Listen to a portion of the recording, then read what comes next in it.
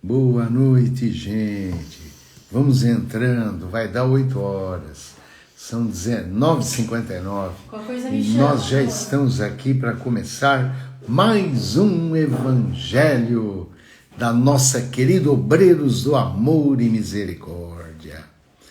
Vamos entrando, gente. Sejam bem-vindos a mais um Evangelho.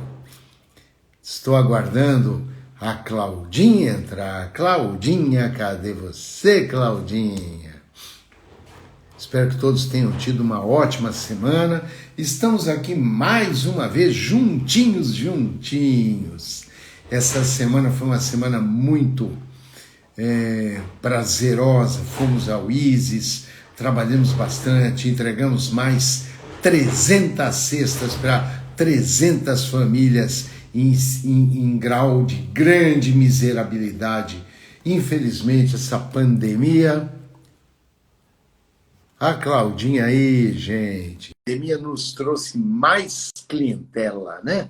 Uma clientela de pessoas em alto grau de vulnerabilidade. Oi, Claudinha. Boa noite, Claudinha. Que bom mais uma vez juntinho. Tudo bom? Mais uma vez. Tudo jóia.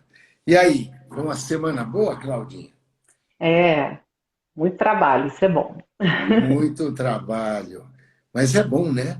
É bom. É bom que a gente esquece os problemas, né? Eu acho que a melhor terapia que tem é a laborterapia, é trabalhar. Trabalhar. Até porque não dá tempo de pensar. E o pensamento é um inferno, viu? Pensamento constrói, desconstrói, faz de tudo da vida da gente, né? E aí, gente, vocês, como é que foram de semana? Já estamos quase com 60 pessoas praticamente no ar. Já podemos daqui a pouquinho começar, né, Claudinha? Eu espero que seja a última semana que a Rafa tem trabalhos para entregar na facul, sabe? Para a gente poder trazer um pouco mais de alegria e de música. Porque comigo nada é muito alegre. Ela tá fazendo... Tem a Claudinha, que é o lado bonito da coisa, tem eu, feinho da coisa. Com a Rafa, desequilibra para o lado belo da vida, né? Não é isso mesmo? Não dá para enganar. Música com a gente não vai rolar, Newton, só quando nós estivermos de volta. Nem hoje a nossa casa está em festa, não é verdade? Nem cantar a nossa casa está em festa. Aliás, estou morrendo de saudade de todos vocês, morrendo de saudade do meu querido Arthurzinho. Mas eu acho que eu vou dar uma boa notícia para vocês. Eu acho que logo, logo nós estamos voltando, viu? Por que eu estou dizendo isso? Vocês não sabem quem apareceu sexta-tarde na Obreiros. Tiririca! O cachorrinho voltou. Da outra vez ele voltou um dia antes da gente reiniciar os trabalhos. Como ele voltou sexta-feira, eu tenho a impressão que logo, logo nós estamos voltando. E ele voltou do mesmo jeitinho. Bagunceiro, está mais gordinho. Tiririca está de volta. Não é mesmo? Então, gente, eu estava conversando com a Claudinha essa semana e a gente resolveu trazer um bocadinho de física, um pouco mais de pensamentos filosóficos ligados à física para o nosso evangelho. E eu tenho um livro que chama Como Vejo o Mundo, de Albert Einstein. E aí eu separei um texto. Aliás, são dois, mas um é muito parecido com o outro. É um texto. E agora, exatamente agora, eu encontrei mais um texto. Chegou a ver que eu mandei para você às 7h30? Cláudia? Mandei. Sim, você acha que lemos os dois? Vamos ler. Eu vou ler para vocês. São dois textos pequenos. De alguém, nada mais, nada menos que um dos maiores gênios do mundo, doutor Albert Einstein. O pai da física. Aliás, ele é pai de tudo que aconteceu no mundo, né? Inclusive da física quântica. O próprio Max Planck o considera como um grande pai da física quântica também. Mas vamos lá. Os dois textos estão num livro que chama Como Vejo o Mundo. Vamos lá. Sabemos como é a vida. Num dia... não, peraí. Vou começar pelo primeiro aqui, ó. É do mesmo livro. Uma vida exterior simples e modesta só pode nos fazer bem. Uma vida exterior simples e modesta só pode fazer bem tanto ao corpo como ao espírito. Não creio, de modo algum, na liberdade do ser humano no sentido filosófico.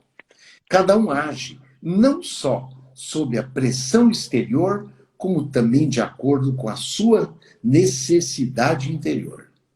O pensamento de Schopenhauer: o homem pode, na verdade, fazer o que quiser, mas não pode querer o que quer. Vou repetir. O homem pode, na verdade, fazer o que quiser, mas não pode querer o que quer.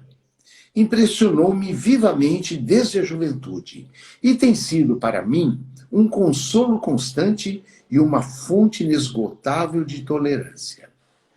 Esse conhecimento suaviza beneficamente o sentimento de responsabilidade levemente inibitório e faz com que não tomemos demasiado a sério, para nós e para os outros, uma concepção de vida que justifica de modo especial a existência do humor. Só um parênteses, Schopenhauer foi o filósofo do pessimismo. Schopenhauer trouxe o sofrimento que Buda trouxe à filosofia pura e às religiões. Schopenhauer adaptou a filosofia, tá, a esse sentimento de Buda, extremamente ligado ao sofrimento humano. Mas vamos lá. Do ponto de vista objetivo, pareceu-me sempre desprovido de senso querer se indagar sobre o sentido ou a finalidade da própria existência, ou da existência da criação. E, no entanto, cada homem tem certos ideais que orientam os seus esforços e juízos. Nesse sentido, o bem-estar e a felicidade nunca me pareceram um fim em si. Os ideais que me iluminavam e me encheram incessantemente de alegre coragem de viver foram sempre a bondade, a beleza e a verdade. Sem o sentimento de harmonia com aqueles que têm as mesmas convicções, sem a indagação daquilo que é objetivo e eternamente inatingível no campo da arte e da investigação científica, a vida ter-me-ia parecido vazia. Os fins banais do esforço humano, que são propriedade, êxito exterior e luxo, pareceram-me sempre desprezíveis desde jovem. Olha que texto espetacular. E eu vou ler em seguida um outro texto do mesmo livro, é bem pequenininho. Sabemos como é a vida. Num dia dá tudo certo e no outro dia as coisas já não são tão perfeitas assim. Altos e baixos fazem parte da construção do nosso caráter. Afinal, cada momento, cada situação que enfrentamos em nossas trajetórias é um desafio, uma oportunidade única de aprender, de se tornar uma pessoa melhor. Só depende de nós e das nossas escolhas. Não sei se estou perto ou longe demais, se peguei o rumo certo ou errado. Sei apenas que sigo em frente, vivendo dias iguais de formas diferentes. Olha que lindo, gente. Sei apenas que sigo em frente, vivendo dias iguais de forma diferente. Já não caminho mais sozinho. Levo comigo cada recordação, cada vivência, cada lição. E mesmo que tudo não ande da forma que eu gostaria, saber que já não sou a mesma pessoa de ontem me faz perceber que valeu a pena. Procure ser uma pessoa de valor, em vez de procurar ser uma pessoa de sucesso. O sucesso é só uma consequência. Caramba, hein? Incrível, hein, Claudinha?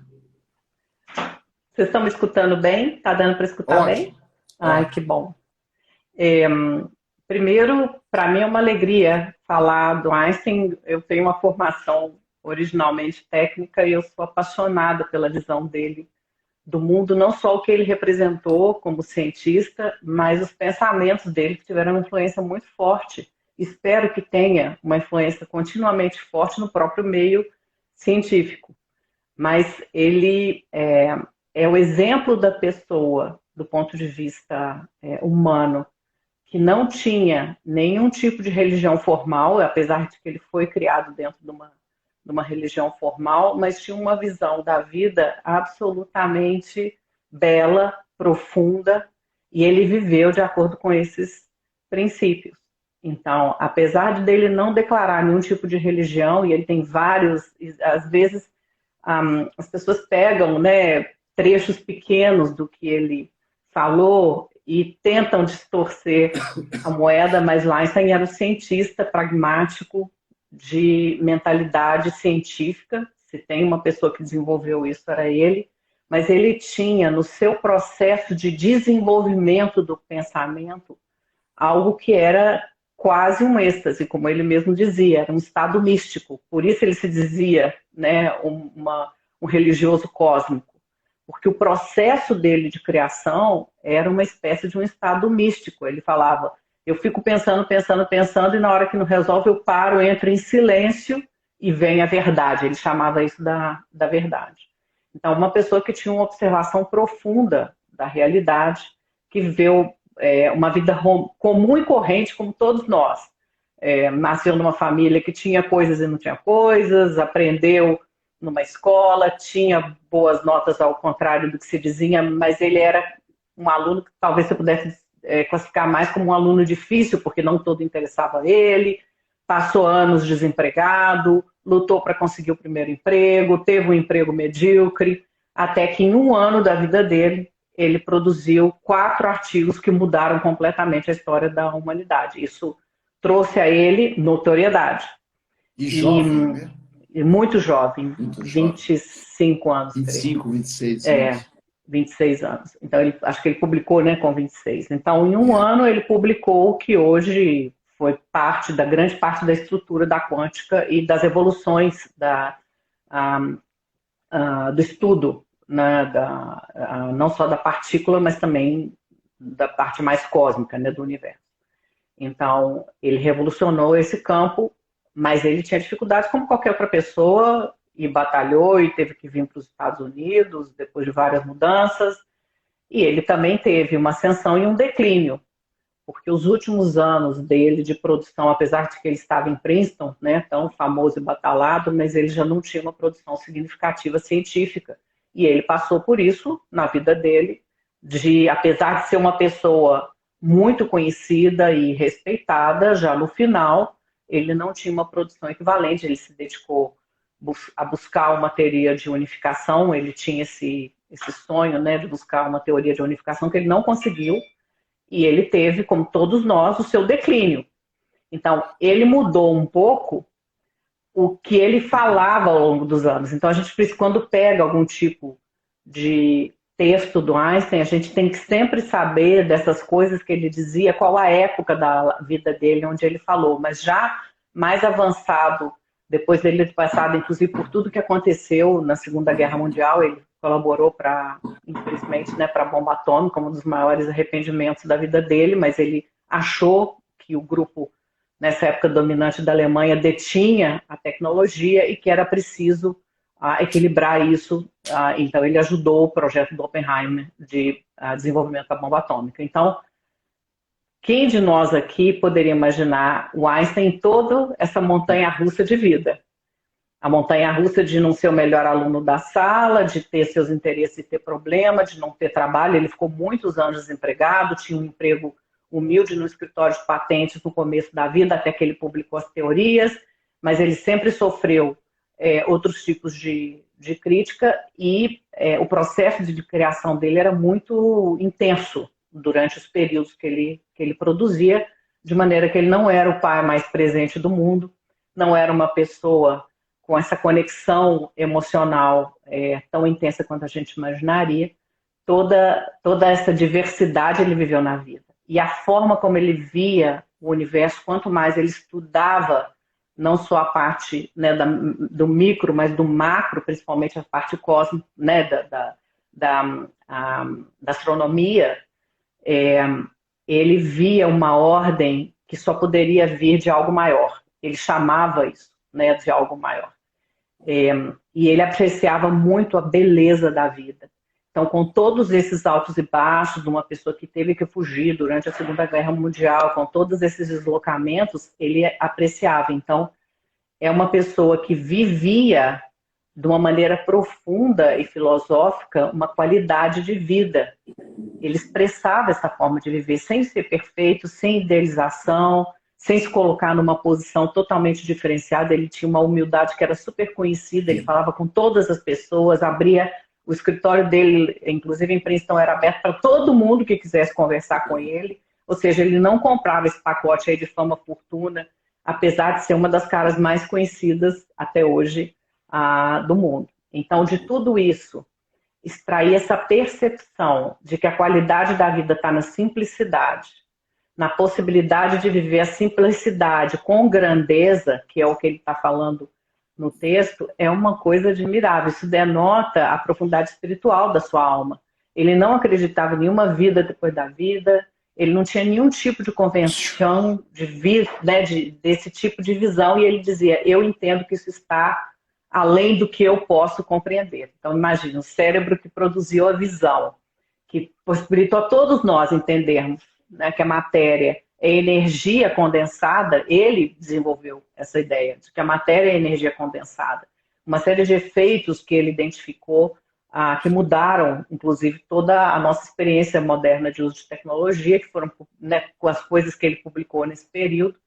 Ele tinha a simplicidade de dizer que ele entendia que isso estava acima do que era possível para a compreensão da mente humana, a natureza, mas ele se referia sempre a Spinoza como a fonte, né, do que ele imaginava ser o conceito de Deus que ele entendia mais adequado, e Spinoza tem várias coisas que você pode tomar, mas essencialmente o que Spinoza fala é de que tudo que está manifestado é a força divina, não existe nada fora de Deus, o que eu acho que todos nós aqui, nesse ponto da nossa evolução, estamos chegando nisso.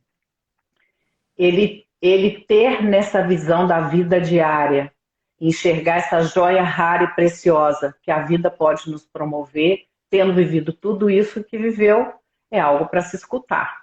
É algo que realmente, quantos de nós nos perdemos na nossa trajetória preocupados com a nossa posição, como a sociedade nos vê, e não só nos angustiamos, como nos desesperamos, entramos em depressão, julgamos que a gente é o perdedor, que a gente está numa posição inferior. Imagine uma alma como essa, que trouxe o que ela trouxe de colaboração para nós, e ele se colocar num lugar totalmente diferente. Se colocar num lugar de dizer a fonte da paz, da beleza, ela está nessa simplicidade, nessa observação da simplicidade da vida, e viver de forma simples, e nunca buscar a autoimagem, o que o sucesso possa representar. É maravilhoso que a gente tenha notícia de uma pessoa que viveu numa época registrada, porque a gente tem notícia de muitos filósofos e pessoas que viveram em épocas não registradas. O Einstein viveu numa época registrada, nós temos registro de tudo que ele falou, tem muitas coisas atribuídas a ele que talvez não sejam verdade, mas aquilo que existiu está registrado, o pensamento dele, a forma dele de viver estão registradas. Ele é uma referência moderna de um líder que não é só um líder técnico, ele é um líder humano, e até certo ponto ele tem uma visão espiritual do universo que eu acredito que nós, como humanidade, estamos cada vez mais nos acercando a isso, que é entender que tudo que regulamenta, digamos, o que a gente vive é a própria existência de Deus na estrutura do universo.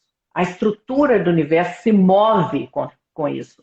Então não tem nada externo, não tem nada alheio a nós influenciando no sentido de voluntarioso. Ele era muito radical de dizer, eu não posso acreditar num Deus que pune, num Deus que julga nós somos tão pequenos perto do tamanho do universo, na nossa inferioridade.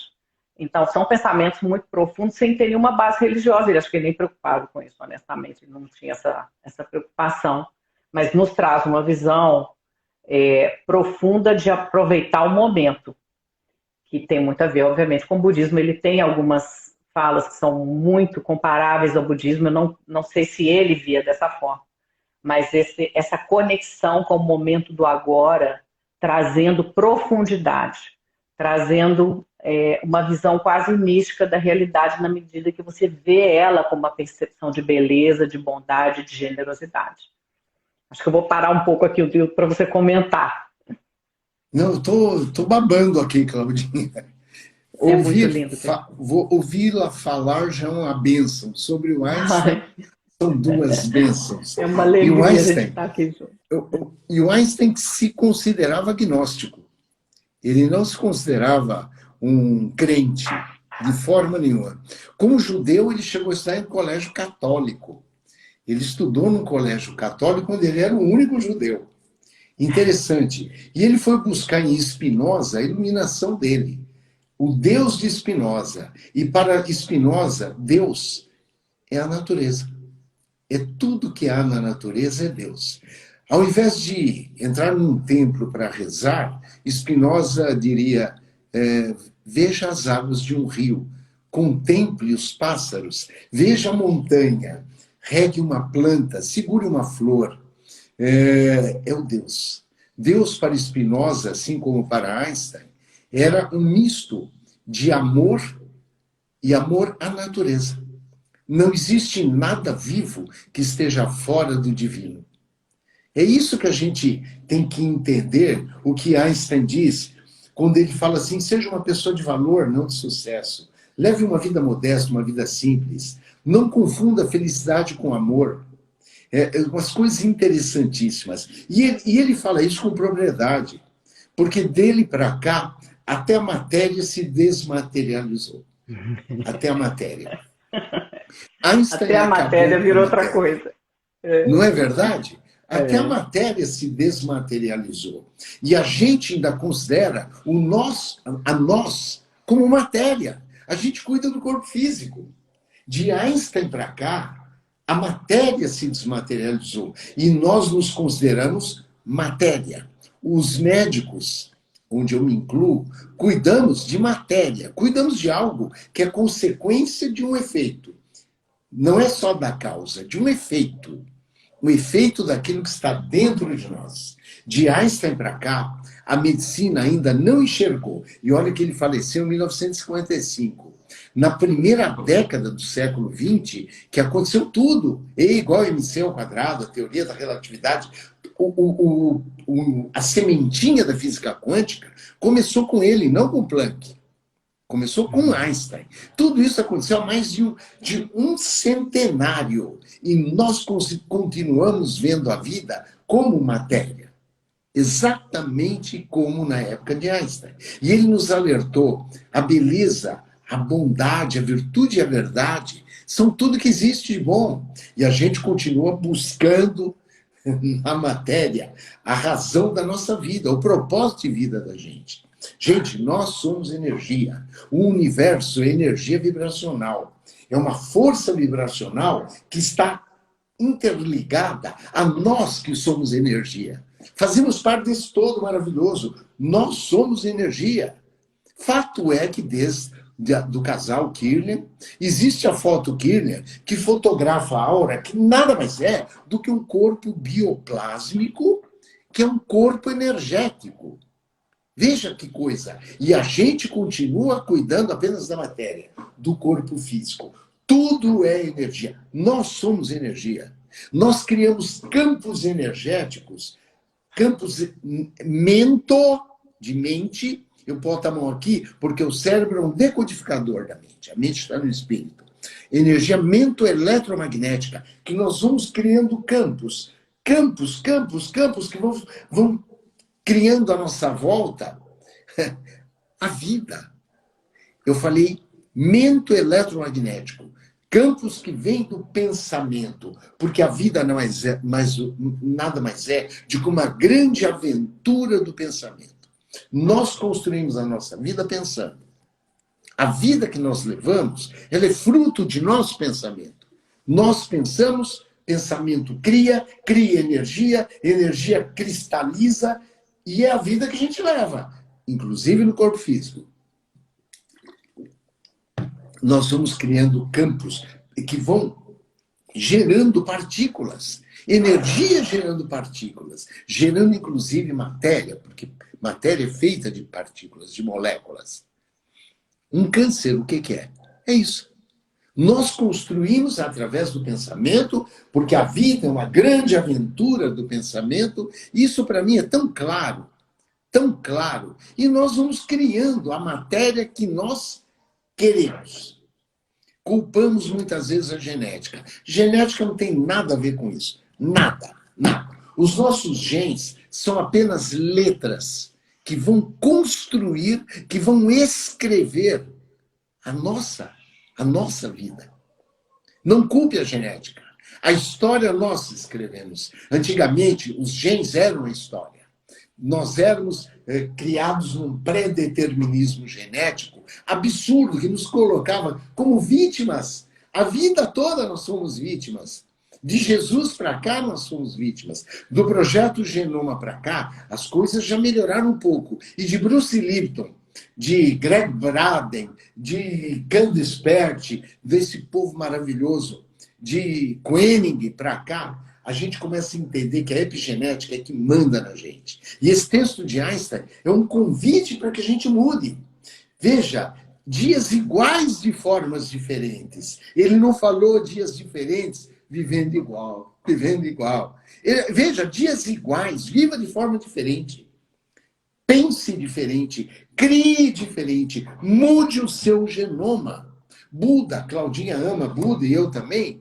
O Buda tem uma frase que é maravilhosa: nós somos o que pensamos. Acabou. É isso. Porque a vida é uma grande aventura do pensamento. Pensamento que é nosso. Nós somos responsáveis pelo pensamento. Portanto, o único agente que gera partículas é o campo que você cria com a força do seu pensamento. Você quer criar tumor? O problema é teu. Pense em criar seu tumor. Você quer criar coisas maravilhosas como Einstein, como Spinoza? Se mire um pouco na natureza. Vá passear um pouquinho. Sai agora, vai dar uma volta, vai ver um cachorrinho na rua, se você não tem nenhum cachorrinho em casa. Tá bom, agora não dá para abraçar, para cumprimentar. O Deus de Spinoza é o Deus da prática do amor. Tá? Este é o Deus de Spinoza. O Deus de Spinoza, ele diz o seguinte: você é livre, seja feliz. Ao contrário de Schopenhauer, que nós citamos. Ao contrário. O Deus de Spinoza fala o seguinte: você quer ser feliz? Seja, eu não te cobro nada. Jamais te punirei. Pois você é parte de mim e eu estou dentro de você, pois nós somos uma coisa única, fazemos parte desta única energia que existe, que é a energia vital. Nós fazemos parte desse contexto todo. E Einstein traz isso muito bonito. Vamos parar de culpar a genética. A genética é apenas um predisponente, vamos chamar assim. Os genes são letras. A história quem escreve é você, de acordo com como você reage àquilo que te acontece. Para mim é muito claro. As suas células, as minhas células, células da Claudinha, respondem única e exclusivamente àquilo que a gente leva a elas. Não tem outra coisa. E o nosso corpo físico ele vai reagir, primeiro, pelos peptídeos que você cria e leva. Peptídeos são proteínas, aminoácidos, que você leva para a tua célula de acordo com a forma que você pensa. Vai. O espírito pensa, cérebro, hipotálamo, produz neuropeptídeos que vão para a corrente sanguínea, que vão inundar o nosso corpo físico, com todas as células se nutrindo com isto e levando você, de alguma forma, a adoecer ou a curar. Via primeira. Segunda via, as conexões nervosas. Não só via sanguínea, mas conexões nervosas. Tá? Com estímulos que podem ou não melhorar ou piorar suas células. E terceiro, os campos, porque as vibrações, o pensamento gera campos mento-eletromagnéticos que vão impressionar cada célula, vai lá. Nós somos geradores de energia. Gente, para pensar. Nós não somos só receptores e doadores. Nós somos geradores de energia. De acordo com Einstein. E eu acredito nele. Então, vamos gerar energia boa. Nós estamos gerando energia para a gente. Não é para o teu marido, para a tua esposa, para a amante, para o vizinho. Não. para sogra, nós estamos gerando energia para você.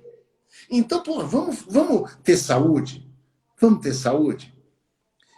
Num determinado momento do livro, o Einstein traz a fé como um elo de ligação entre a cura e a espiritualidade. A fé como elo de ligação. E a antifé? O que estraga esse elo de ligação entre a cura e a espiritualidade? Os grandes físicos são unânimes. Eu estava conversando um dia com o Moacir de Araújo Lima, no Obreiros, e eu fiz essa pergunta para o Moacir. Moacir, a fé une a cura é a espiritualidade é a cura. E o que impede esta união? Ele fez assim, ó. Meu amigo, a culpa dos gaúchos, a culpa é o elo que impede, é a barreira que impede a cura e a espiritualidade de agirem de uma forma sinérgica, tá? Somos energia, o universo é energia, por isso que ele conspira a favor. Ele só conspira a favor porque ele é energia pura. Tenhamos uma visão sistêmica de tudo, não uma visão analítica. Vamos ter uma visão sistêmica, vamos olhar a floresta, não a árvore individualmente. A árvore é importante, mas se nós tivermos uma visão sistêmica de tudo, pelo amor de Deus, é tudo muito mais fácil. Tudo muito mais harmônico. O Deus de Spinoza é uma harmonia com a natureza. Né, Claudinha? Vamos lá. É isso aí. E acho quando que eu demais, né? Eu puxei um pouco para o corpo físico. Maravilhoso. Para a gente poder... Eu acho que a gente precisa aprender, cada um de nós, eu sempre me incluo, como realmente funciona a causa e consequência. Porque a causa e consequência, ela funciona a nosso favor, sempre, mas quando a gente aperta os botões e empurra para o outro lado, ela também vai para o outro lado. Né? Existem alguns escritos que falam sobre, onde o Einstein falava do determinismo, mas quando ele fala do determinismo, ele não está falando de um destino para o qual você está pré-determinado. Não é isso. O que ele fala é que você não pode bypassar a lei. O que ele está dizendo é que você não pode furar com a lei, porque a lei é o que regulamenta, através do amor, os mecanismos do que estão acontecendo aqui. Você pode botar o nome que você quiser, mas esse universo aqui se criou de alguma coisa, isso é um fato. Quer você tenha qualquer tipo de convicção ou não, isso aqui se criou de alguma forma. Essa forma é o mecanismo na qual ele se baseou e dedicou toda a vida dele, a maioria desses cientistas. É que os cientistas confundem a visão de Deus com a visão de um Deus pessoal, que eu acho que todos nós aqui também estamos achando que isso aí não é furado, isso aí não funciona, esse negócio de Deus pessoal. Existe uma inteligência tecida na malha do universo, essa inteligência que move todos os efeitos. Então, na medida em que a gente... Ela é cósmica nesse sentido, ela está entretecida e nos conecta a todos, porque nós estamos todos no mesmo sistema, para falar do sistema, inclusive do ponto de vista quântico, nós estamos dentro do mesmo sistema. Desde que teve o primeiro... Né, a primeira explosão lá do início desse universo, que já não seria mais o Big Bang, mas a partir do momento em que ele se manifestou através desse evento, dessa singularidade, tudo que entrou nesse universo aqui, nesse sistema, entrou sincronizado. É isso que nos une a todos. Nós estamos sincronizados no mesmo sistema aqui dentro. Essa sincronia, ela interliga tudo o que está acontecendo. Quando você move de um lado, o resto se acomoda. Essa é a causa e efeito que ele se referiu. O que ele dizia, eu não acredito que nada fure esse efeito. Nós estamos junto com Einstein. O que nós temos que aprender é usar melhor isso em nosso benefício. Tomar melhores decisões. Se a gente está aqui ainda, igual os índios, enganados pelos espelhos, gente, estamos aqui correndo atrás dos espelhos para trocar espelho por ouro, espelho... Nós estamos que nem o índio. Ele falava, isso é uma coisa infantil. Você viver iludido pelo jogo do luxo, da materialidade, da posse, está igual o índio com o espelhinho. Não se engane. Você está como o índio com o espelhinho. Você está trocando cada hora com um espelhinho maior, um espelho mais brilhante, que reflete mais, desenhado. É só espelho, meu amigo. Que, inclusive, daqui a alguns anos o espelho não vai estar com você mais. Não tem espelho mais. Por mais que você queira, pode ficar agarrado no espelho, não tem jeito. Porque você sai dessa dimensão para alguma outra coisa, vamos deixar em aberto o que seja, para a gente não ter que entrar em debate com Einstein, mas você sai dessa dimensão. Isso é um fato também concreto. Isso aqui teve um período de manifestação, você entrou na manifestação, e se você acredita que você tem uma consciência, você sabe que a tua consciência nessa experiência que está individualizada, e de alguma forma essa consciência individualizada vai passar para outro lugar, sem entrar no debate de vida, nem o que acontece depois da vida. Mas o fato é que essa consciência entrou e produziu o corpo. Ou você acha que o corpo produziu automático lá? Não tem produção automática. É exatamente essas coisas que ele está falando. Não existe produção automática aqui, não. O que existe é uma inteligência maior que está movendo essa estrutura. O que nós precisamos aprender como inteligências individualizadas é como mover melhor a estrutura. O aprendizado do caminho espiritual, ele tem a ver com entender como mover melhor a estrutura. Como que a gente coloca a nossa intencionalidade e ajuda que as coisas se concretizem. E não quando você fica a vida inteira se angustiando ou pensando que vai acontecer aquela desgraça na sua vida, você está, de uma certa forma, criando. Isso é suficiente para desgraçar a sua vida? Não exatamente, mas você vai piorar. É como aquela tempestade no copo d'água. Você pode se afogar no copo d'água. Se você se desespera com tudo que ocorre e entra em pânico com qualquer sinal de fumaça, você mesmo é que está trazendo o problema, talvez, eventualmente, se desorientando dentro da situação, que é o famoso se afogar dentro do copo d'água. Infelizmente, muitas vezes é isso que acontece. A gente visualiza uma desgraça, uma hecatombe muito maior do que, na verdade, estaria em construção.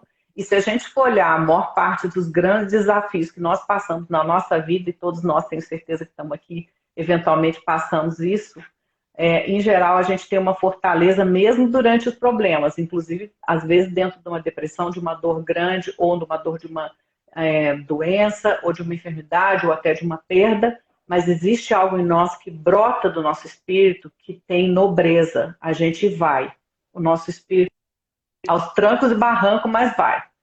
Então eu fico pensando, essa valorização do simples vindo de uma alma que teria tudo para ser a pessoa mais snob possível e arrogante possível, vamos nós abraçar a humildade aqui e considerar a ideia dele de viver um dia de cada vez diferente do outro. Olha o que ele fala, que é uma coisa bacanérrima que você falou, né, Newton? Vivendo os mesmos dias de forma diferente. Vamos nos permitir isso, porque nisso aí está o segredo da nossa paz. Quando a gente consegue ter a coragem de viver os dias diferentes. É aquilo lá, muda. Gente, eu acho que está mais do que claro que nós somos um só. Claudinha falou muito bem agora. O que ela quis dizer é o seguinte, nós fazemos, todos nós juntos, somos um só. Querem mais do que isso? E nós fazemos parte dessa energia cósmica, ou energia vital, chame como quiser, tá? E construímos vida. E essa construção começa com um ato de pensar. Se cada um de nós pensar o bem, esta grande rede cósmica universal de energia, ela vai se construindo, tecendo, fio por fio, com o bem, como diz Einstein, com a bondade, com a beleza e com a verdade. Olha que mundo maravilhoso. É um mundo que a gente sonhou. Na realidade, o universo é uma grande sinfonia cósmica, onde cada um de nós entra com uma nota musical. Para que essa sinfonia se faça de uma forma harmônica, onde como é que eu vou explicar? Onde haja uma sequência lógica, tá? Cada um de nós tem que fazer a sua parte. Eu estava lendo outro dia um texto, um negócio interessante. A gente é mais ou menos como aquele cara. Ele tem uma fazenda com o gado, um monte de vaquinha pastando. No outro lado da fazenda, ele tem uma plantação de morango. Ele compra um monte de frasquinho para embalar, põe lá no galpão da fazenda, vai até a porta e põe uma placa. Vende-se iogurte de morango. Porra, você planejou? Você executou? Você fez? Existe alguma forma de... algum propósito nisso tudo? Alguma intencionalidade? Não! Você tem o leite, você tem o morango e tem o frasco. E você virou o maior produtor de iogurte. Não é assim. Não é assim. Não é assim. Faça a sua parte. Qual é o propósito? Vai fazer o que com o que para que as coisas deem certo? O mundo, o universo, tem planejamento cósmico. Existe uma intencionalidade. Existe um propósito. Qual é o propósito? Que todos nós sejamos felizes. Este é o propósito. O propósito do universo, que por isso que eles conspiram a favor, é de que nós soframos o mínimo possível. Sofrimento sempre haverá. Dor sempre haverá. Mesmo a dor é obrigatória, o sofrimento é optativo. No nosso nível de evolução, jamais. Nós vamos sofrer. Não tem outro jeito. Nós temos que No sofrer. nível que a gente está é impossível. Estamos muito lá atrás. Muito lá atrás. Muito ainda no começo. Estamos muito, mas muito no começo. Então, a gente tem que fazer a nossa parte. Transformar a desordem universal em ordem. Nós somos seres entrópicos. A gente tem que pegar a desordem para crescer, para construir a ordem. Eu nunca li isso, mas nós somos seres entrópicos. E o que é pior, nós somos indestrutíveis. Já pararam para pensar? Bomba atômica não acaba com você. Também só de raiva. Não acaba com a tua sogra. Sogrinha. De pirraça não acaba com você. Estou brincando, sogrinha, ela está assistindo. Não acaba com... Nós somos seres indestrutíveis. Porque nós somos energia pura. Energia você não cria nada. Você transforma energia. Você não consegue destruir uma energia. Veja que coisa, que conceito legal de Einstein. Nós somos indestrutíveis, somos entrópicos e, assim, temos obrigação de nos preservarmos do ponto de vista energético, porque nós estamos conectados com os afins.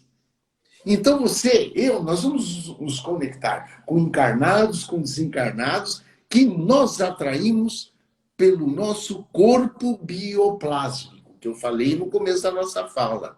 A famosa aura é ela, a grande barreira que nos permite ligar ou afastar energias positivas ou negativas de acordo com a força do nosso pensamento. Ponto, Einstein. Não é isso? É isso. Enfim, é isso. Sabe, aquilo que eu falei, a vida nada mais é do que uma grande aventura do pensamento. Isso.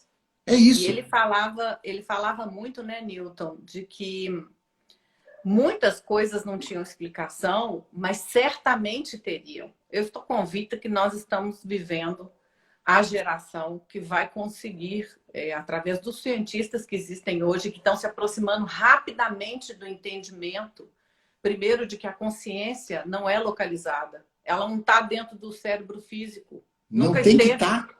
Ela nunca esteve. Que essa consciência opera em dimensões, né? Eu até te passei um artigo sobre isso essa semana. Eles acharam 11 dimensões, mas isso não é a dimensão do ponto de vista de universos, não é isso. É a dimensão de construção do pensamento. Ele é tão complexo que eles já identificaram que a criação de um único pensamento coerente, ele envolve uma matemática hipercomplexa de várias dimensões do ponto de vista matemático. Mas isso não é localizado dentro do teu cérebro físico. Já existem inúmeras provas feitas por cientistas, que ninguém tem obrigação aqui de ter nenhuma convicção religiosa, de que a consciência tem visão no momento que o cérebro morreu, ela se vê deslocada do corpo, ela tem uma visão, ela tem consciência de tudo que está ocorrendo. Ô, gente, vamos acordar, então. Nós estamos criando isso aqui o tempo todo. Vamos sair desse lugar aí de achar que nós estamos de vítima da situação. E muito essa mudança interna, quando eu acho que a gente toma o bastão da nossa vida, né, Newton? Quando a gente consegue tomar o bastão da nossa vida, a gente vai responsabilidade é nossa. De maneira muito séria. A responsabilidade é nossa. Da mesma maneira que a gente criou, às vezes, uma situação que pode estar gerando para a gente dor e sofrimento, a gente tem condição de criar uma situação. Isso não significa, gente, fantasia aqui, que eu vou mudar uma realidade abstrata. Não é isso que nós estamos falando. Até acredito que seja possível, mas no nível que nós estamos aqui, a gente tem que ser razoável com as coisas que a gente está procurando alcançar. A primeira reconciliação possível, que também está no texto, né, que você leu, do Einstein, é primeiro a gente se reconciliar com paz no dia que nós vivemos. Sim. A partir desse lugar, a gente se equilibra mentalmente. A gente vai estar melhor interiormente para vivenciar essas dificuldades que eventualmente a gente está achando que está acontecendo na nossa vida e tomar decisões melhores. Na medida que a gente vai tomando essas decisões melhores, as coisas aos poucos vão se melhorar. Ele falava muito, eu não estou dizendo que eu acho que alguém pode criar uma realidade totalmente do zero. Eu digo, no momento que a gente está, possivelmente não, mas a gente foi capaz de criar esse corpo, isso é um fato. Nós conseguimos criar o corpo, nós criamos tudo isso que está aqui, com todos os tecidos, todas as estruturas, toda a bioquímica, porque a tua alma vem evoluindo há bilhões de anos e aprendeu cada equação química que você realiza dentro desse corpo, cada conexão neurológica, cada equação bioelétrica. Tudo isso você aprendeu ao longo de todo esse processo. Você acha que bateu a varinha de condão aqui, pá, agora não tem vamos como formar o corpo. E a neuroplasticidade, ela permite que isso aconteça. Esta neuroplasticidade. É uma coisa fantástica. E essas conexões, elas são para o nosso bem. Desde que nós consigamos unir aquilo que é bom para a gente. Mas só depende da gente. Para de rezar. Faça a oração para você. Conecte-se com o seu interior, com a sua divindade.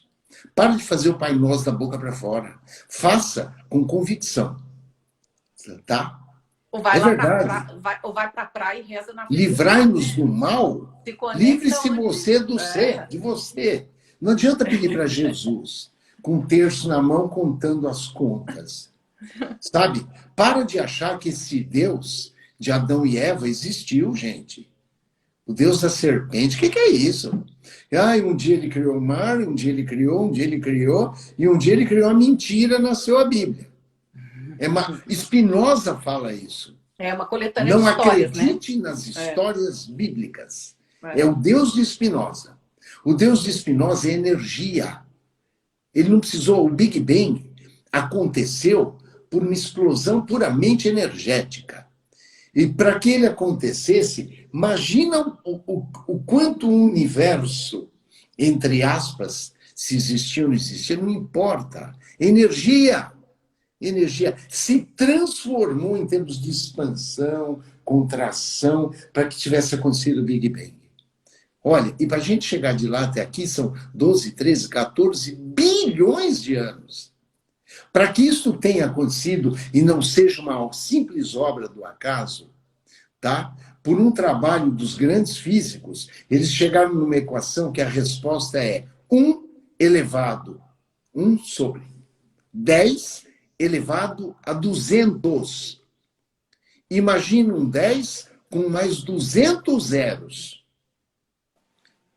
Seria o universo ter se criado sozinho, ao acaso. Não existe. Dentro do projeto divino, dentro dessa energia cósmica, desta inteligência cósmica que a Claudinha citou, existe sim um planejamento, um propósito e uma intencionalidade. Existe isto.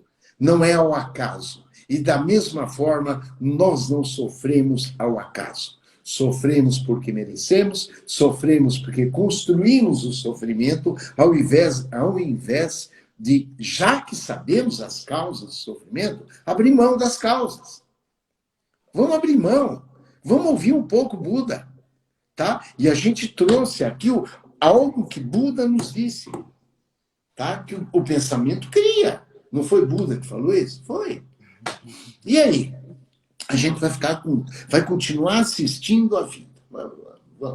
Gerando campos eletromagnéticos, nos interligando à grande sabedoria cósmica, ao contrário, pelo polo negativo, e depois vai ficar reclamando? Nós temos tudo para dar certo. Nós temos tudo. Nós temos todos os instrumentos que alguém precisa para que dê certo. Todos os instrumentos, não falta nenhum.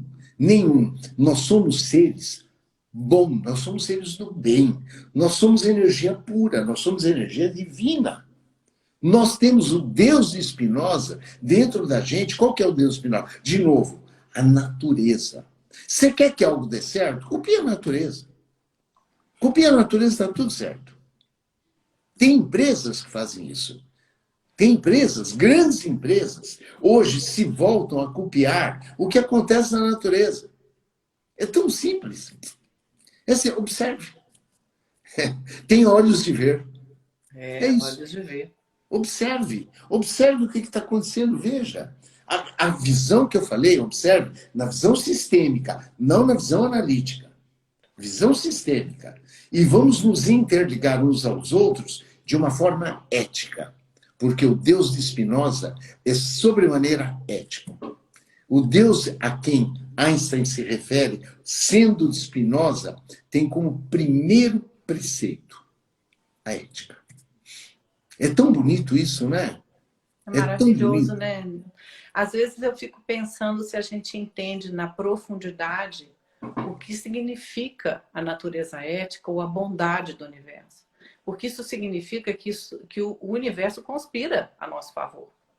Eu sei que é difícil, às vezes, da gente ver, quando a gente vê sofrimento, e agora nós estamos passando por um momento de grande sofrimento de muitas famílias, de muitas pessoas, mas se a gente amplia o nosso pensamento, isso nos ajuda, isso nos sustenta, isso nos traz uma reconciliação interna frente ao imponderável, né? Porque estar do plano físico, de novo, a gente entrou, a gente sai aqui, ticket de saída garantido. Então, não adianta a gente imaginar uma situação hipotética onde a gente vai entrar e não vai sair. Não vai ter essa fé.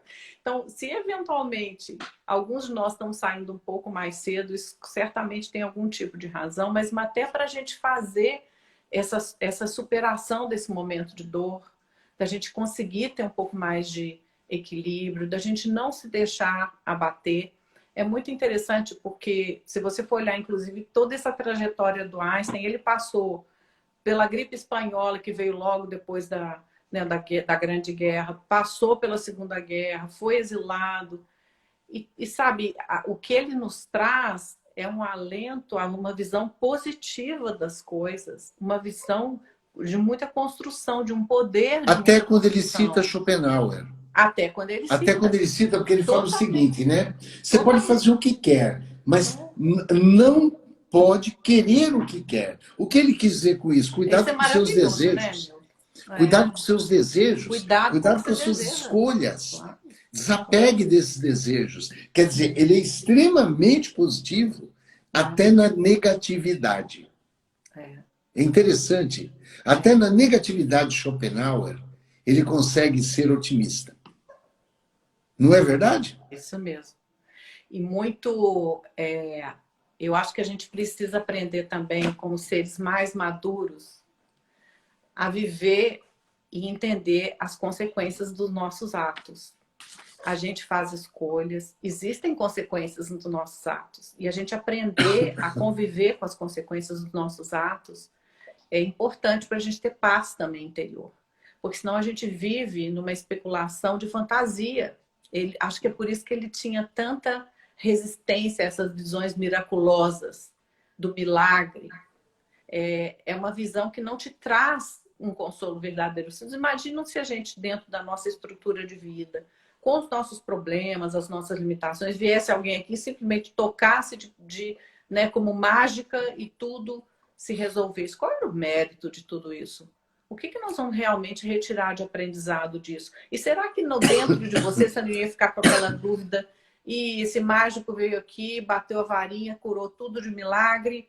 E se ele decidisse destruir tudo em vez de curar? É um negócio tremendamente complicado isso, a gente acreditar na mágica. Muito. Agora, se a gente entende causa e consequência, você entende que você mudando a causa, você muda a consequência. Existe uma lógica. Aí você é dono do jogo. Sim. Existe uma lógica. Você é dono do jogo. Ele fala, ele tem uma frase que é também muito tergiversada, que ele fala: Deus não joga dados com o universo, mas o que ele está dizendo é: não existe mágica. Tudo que está ocorrendo aqui tem uma causa e consequência. Essa causa e consequência respeita a regra do jogo. Ela não bypassa. A gente pode até não entender a regra. a gente que lida no dia a dia com a questão da mediunidade, né? O Newton muito mais do que eu, mas às vezes o que acontece é que nós temos uma dificuldade de entender a regra. Mas a regra existe. Existe ordem no que está acontecendo aqui. Ordem profunda e total. Que é o dito da Bíblia, não cai nenhuma folha. Exatamente, lei hermética. Não cai nenhuma folha sem que Deus disso esteja consciente, porque a consciência de Deus está na folha, na queda, na gravidade, na árvore, na luz, no sol, na água, do que está em volta. Na causa e na consequência. Isso, é causa e consequência. Então, de novo, é uma questão da gente aprender como usar melhor isso em benefício da nossa paz interior, do nosso equilíbrio interior e, por consequência, causa e consequência, o que está em volta vai se alinhar. Quando a gente fala dessa questão da mudança, a gente está falando desse poder que nós temos. Muitas vezes, às vezes, a situação que a gente está é um pouco mais complicada. A gente sabe, a gente respeita a dor de todos nós. Mas acontece que você tomando esses passos, o mínimo que você vai ter é um equilíbrio muito maior. E quem está equilibrado toma boas decisões. Pensa um pouco aí na tua vida, as más decisões que você tomou foi tudo na casa do desespero. Na hora que a gente está no desespero, a gente se mete os pés pelas mãos. Mas quando nós estamos equilibrados, nós tomamos boas decisões. Então, a maturidade é justamente você primeiro construir o teu equilíbrio, porque com os teus dois pés bem cravados na terra e a tua cabeça almejando o melhor, você vai tomar boas decisões. Todos nós podemos, queridos. Isso aqui é a garantia universal que nós temos pelos espíritos imortais que nós somos. Entendendo que a folha que caiu da árvore vai te ajudar. Tudo que está em volta vai te ajudar. Aquele povo que você acha que é seu inimigo também um dia vai ser seu amigo. Muda. Totalmente. Todos os mesmos dias, um dia diferente do outro. Adorei isso é maravilhoso, né? Não é verdade? E a gente faz exatamente o oposto. A gente quer viver dias diferentes de formas iguais, né? De uma forma totalmente idêntica. Não transforma, não muda. Ainda fala, eu nasci assim, eu cresci assim, eu sou mesmo assim. Eu te falei, eu não mudo. Você já sabia, você casou comigo sabendo. Porra, quantas vezes cada um de nós escutou isso? Não é verdade? É verdade. Agora, eu acho que fica assim, uma lição muito grande de que nós somos energia. A matéria se desmaterializou com esta. Tá? A energia mais forte que existe, mais potente, onde tem o maior campo eletromagnético, é no cardio. Chakra cardíaco.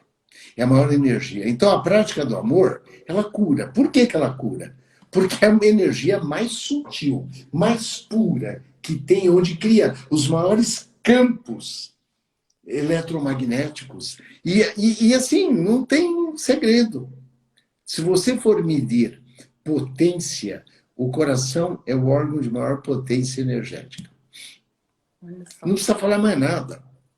Mais nada, é a prática do amor. Certo? Se você não quer adoecer, leve às suas células uma energia, entre aspas, pura.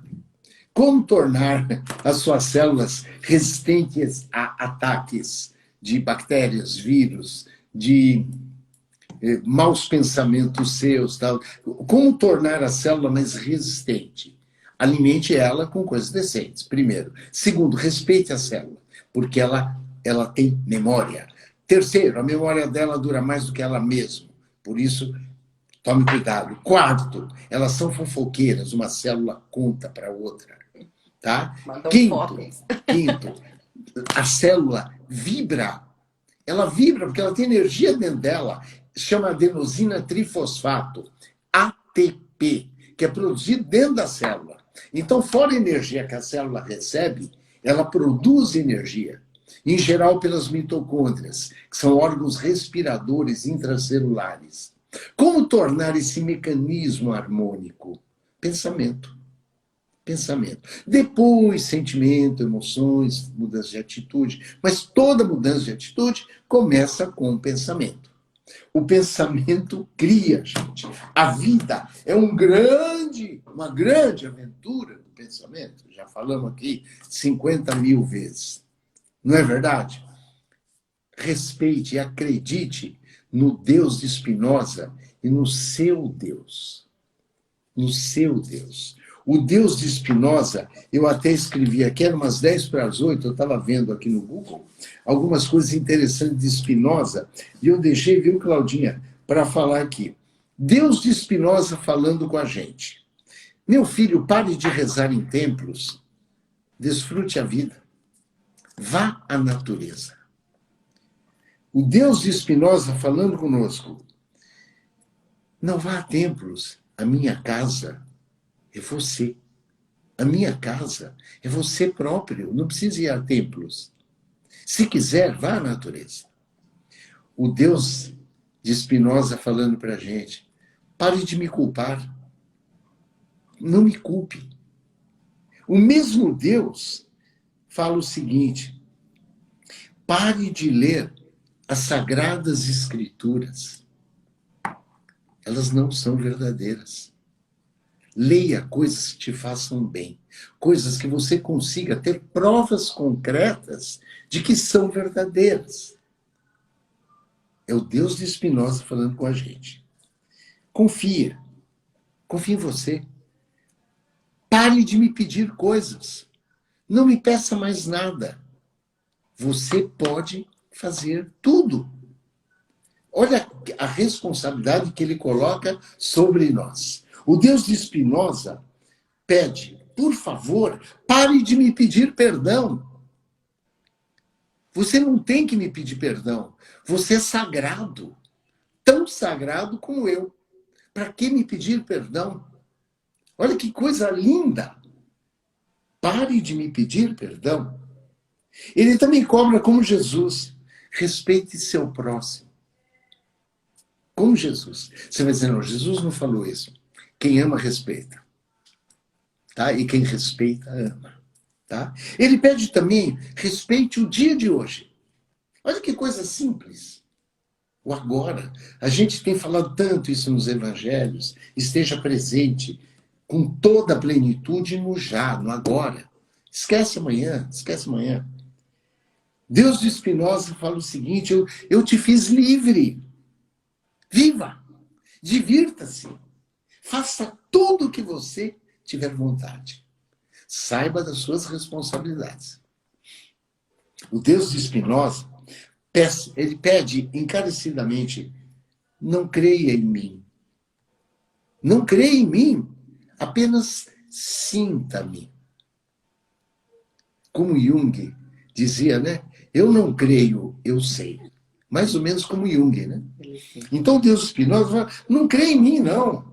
Apenas me sinta. Olha que coisa maravilhosa. Ele pede, por favor, pare de me louvar.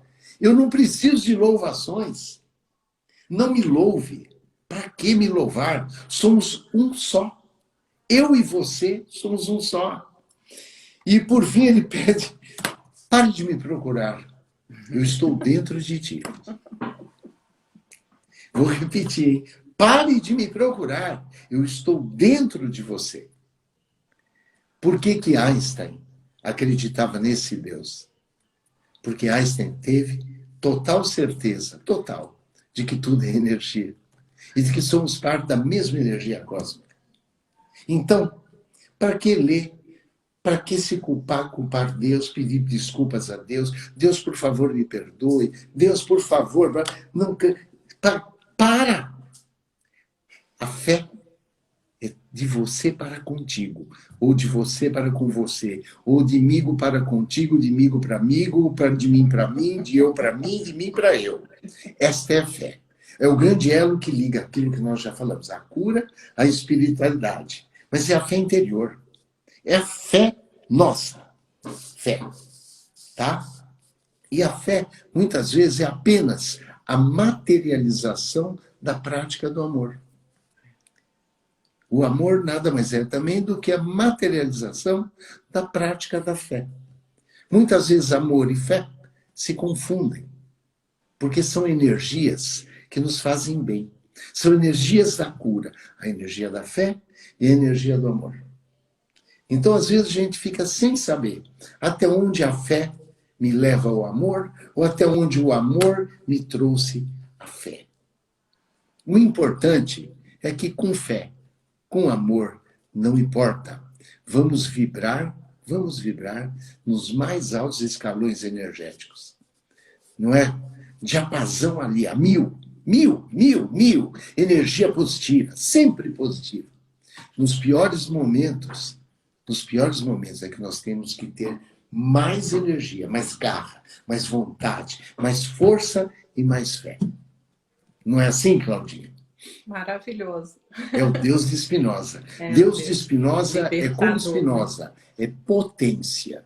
Se você quiser definir Spinoza, potência. E potência é energia vibrando no mais alto escalão. É o diapasão a 1000. Isso é energia. Vamos colapsar o nosso físico, o nosso corpo vital, o nosso corpo astral, o nosso corpo mental. Vamos deixar ele iluminado como nunca, porque nós somos luz. Jesus estava corretíssimo. Jesus, mais do que Einstein, porque Einstein mesmo dizer que tudo é energia. Jesus já falou lá atrás isso. Não tinha nem física quântica. Para que física quântica? Tem energia crística, né? Não é verdade? É isso. Claudinha, vamos encerrar, querida? Vamos.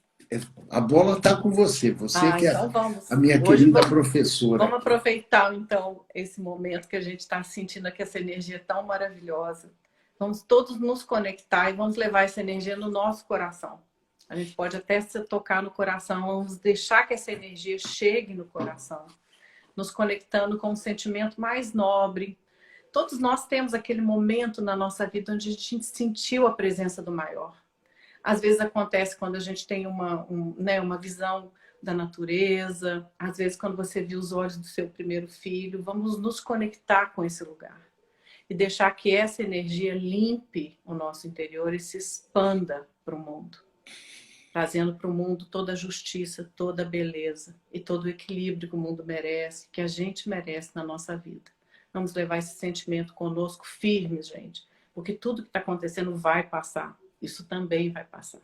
E nós vamos estar juntos logo de novo na Obreira. Com certeza. E juntos aqui toda segunda-feira. Né? Tiririca voltou, gente. O Tiririca voltou, bom sinal. Ele voltou, nós estamos voltando.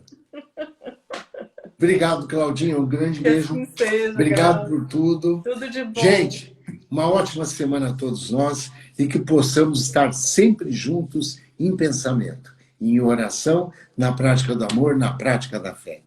Amém, amém, amém. Beijo a todos. Tchau.